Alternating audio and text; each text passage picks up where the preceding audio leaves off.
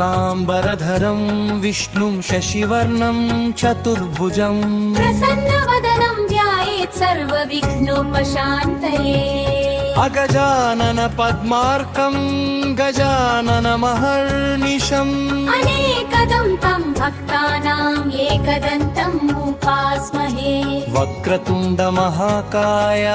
कोटिसूर्यसमप्रभा निर्विघ्नं कुरु मे देव सर्वकार्येषु सर्वदा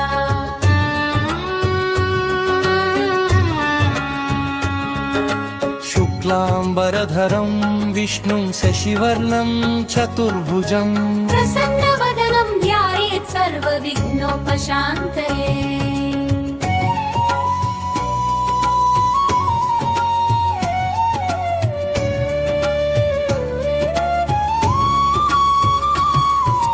वक्रतुण्ड महाकाय कोटिसूर्यसमप्रभा निर्विघ्नं कुरु मे देव सर्वकार्येषु सर्वदा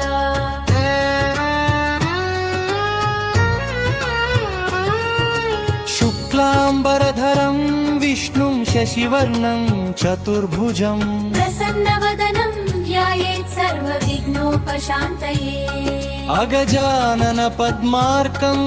गजाननमहर्निशम् अनेकदं तं भक्तानां एकदन्तम् उपास्महे वक्रतुण्ड महाकाय कोटिसूर्यसमप्रभा निर्विघ्नं कुरु मे देव सर्वकार्येषु सर्वदा निर्विघ्नं कुरु मे देव सर्वकार्येषु सर्वदा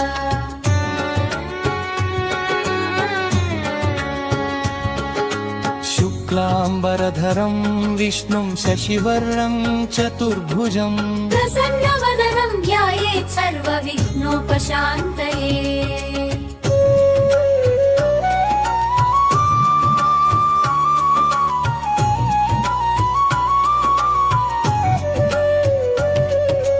वक्रतुण्ड महाकाय कोटिसूर्यसमप्रभा निर्विघ्नं कुरु मे देव सर्वकार्येषु सर्वदा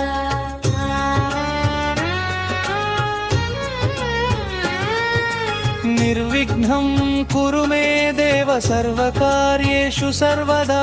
प्रसन्नवदनं ध्यायेत् सर्वविघ्नोपशान्तये अगजानन पद्मार्कं गदाननमहर्निशम् अनेकदं तं भक्तानां एकदन्तम् उपास्महे वक्रतुण्ड महाकाय कोटिसूर्यसमप्रभा निर्विघ्नं कुरु मे देव सर्वकार्येषु सर्वदा निर्विघ्नं कुरु मे देव सर्वकार्येषु सर्वदा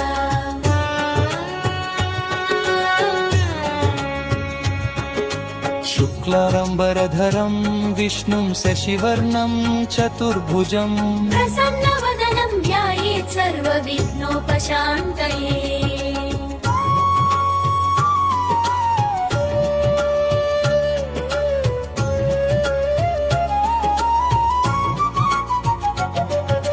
वक्रतुण्ड महाकाय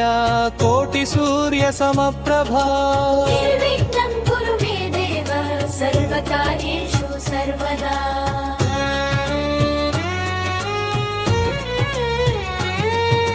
निर्विघ्नं कुरु मे देव सर्वकार्येषु सर्वदा प्रसन्नवदनं ध्यायेत् सर्वविघ्नोपशान्तये अगजानन पद्मार्कं गजाननमहर्निशम् अनेकदं तं भक्तानां एकदन्तम् उपास्महे वक्रतुण्ड महाकाय कोटिसूर्यसमप्रभा निर्विघ्नं कुरु मे देव सर्वकार्येषु सर्वदा निर्विघ्नं कुरु मे देव सर्वकार्येषु सर्वदा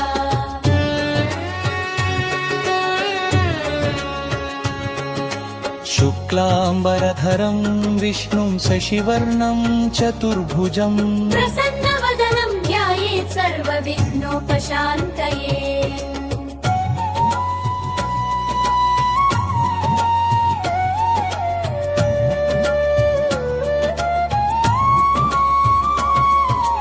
वक्रतुण्ड महाकाया कोटिसूर्यसमप्रभा निर्विघ्नं कुरु मे देव सर्वकार्येषु सर्वदा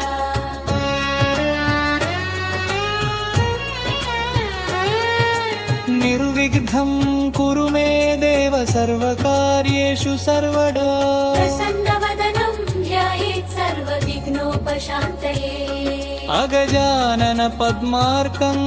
गजाननमहर्निशम् अनेकदं तं भक्तानां एकदन्तम् उपास्महे वक्रतुण्ड महाकाया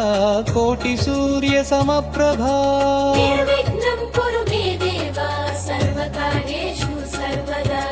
निर्विघ्नं कुरु मे देव सर्वकार्येषु सर्वदा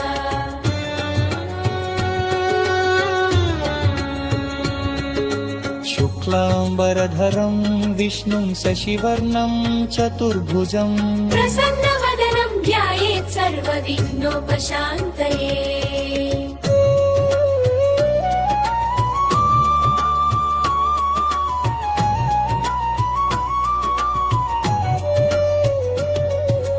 निर्विघ्नं कुरु मे देव सर्वकार्येषु सर्वदा